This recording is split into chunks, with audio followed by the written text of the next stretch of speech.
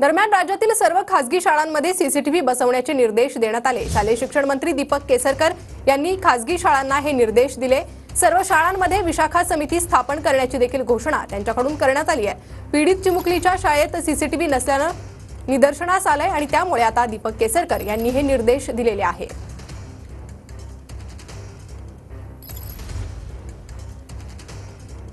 तर राज्यातील सर्व खासगी शाळांमध्ये सीसीटीव्ही बसवण्याचे निर्देश दीपक केसरकरांकडून देण्यात आलेले आहेत।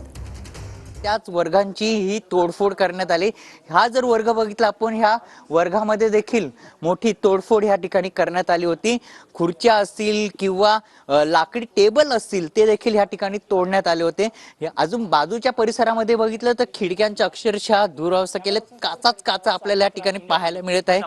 या गेट देखील ह्या ठिकाणी तोडण्यात आला होता। हा गेट आहे, या गेट तोडून हे जे आंदोलनकर आहेत ते आतमध्ये शिरले आणि त्यांनी ह्या संपूर्ण काच असेल किंवा दरवाजा असेल किंवा टेबल, फॅन किंवा खुर्ची यांची संपूर्ण तोडफोड या ठिकाणी करण्यात आली होती।